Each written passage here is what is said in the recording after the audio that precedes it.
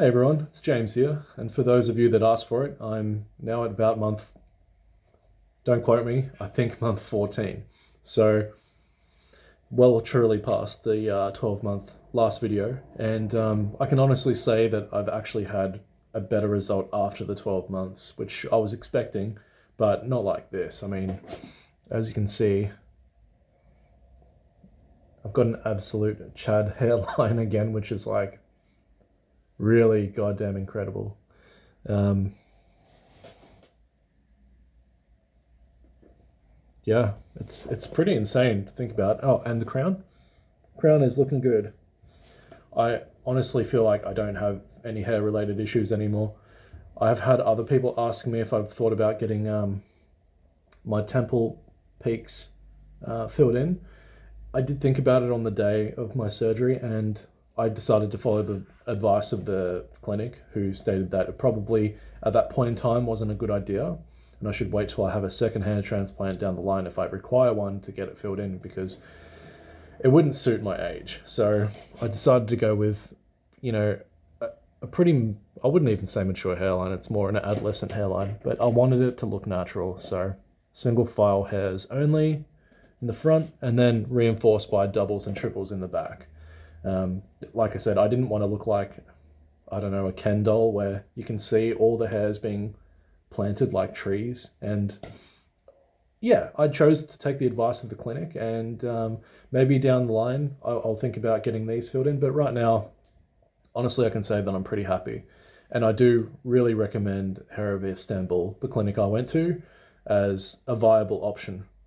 However, like I said in a previous video, you should really consider the fact whether you actually have a credible donor zone in the back there to actually sustain a hair transplant, or more than one. Like in my case, I'm expecting to have to get a second one maybe in 5, 6 years when the middle starts thinning a little bit more, which it has a little bit, truth be told.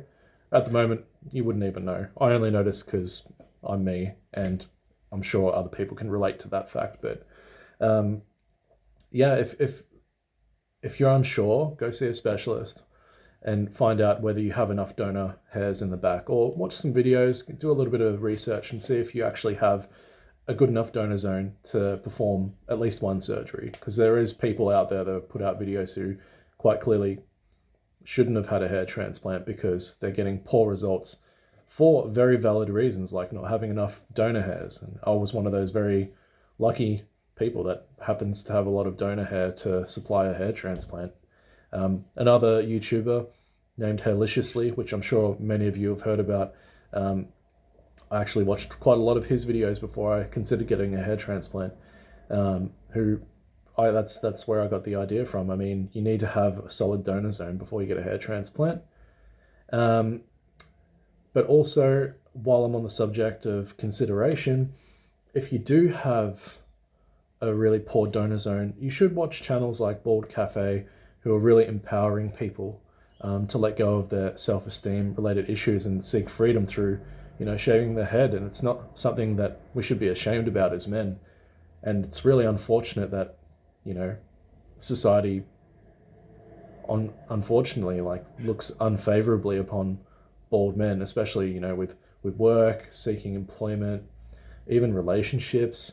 I know in my country people are very superficial, and it's very difficult to seek, attractive partners who, when you live in a society where being superficial is the norm, and finding people who, don't follow that social construct tend to already be in relationships because they're normal and stable.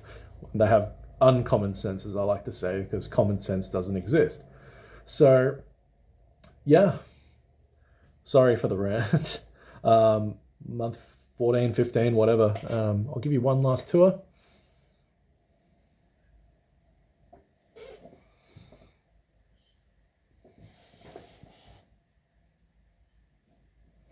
The crown.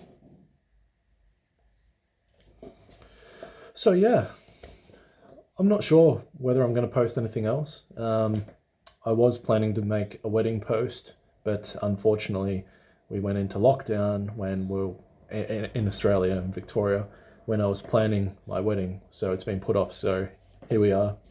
here's the video. um, yeah, if you have any questions or you have any other topics you'd like me to consider discussing, I'm a big believer in, men's mental health, and that's a topic that touches me deeply after, so many of you watching this video can relate to the fact that, going bald is depressing, and people don't really understand or connect with one another about it, or men's mental health, and just having to be strong because you're a male. And it's something I really disagree with. You're allowed to feel a certain way if you're feeling upset, and it shouldn't be looked upon like, for a lack of better term, you're a pussy. So hang tough, those of you who are considering this, and do your research. But again, I went to Hair of Istanbul, and I'm pretty goddamn happy with my result. But in saying that, I've seen other people that have gone to this clinic, and the only reason from what I've gathered why they've had a bad result is because they haven't had a good enough donor zone. So make sure you have a good donor zone before you go to any clinic, because you're giving them money and they're probably just going to do the surgery anyway because they want your money. So just make sure you do your research. Anyway, that's me. I'm out. Yeah, peace out, guys. And again, any topics of discussion you'd like me to talk about, feel free to send. Otherwise, this might be it. So I said that in the last video, but people asked me for this video, and here it is. So again, any other topics you want me to discuss, let me know. As always, peace out and good health to you all.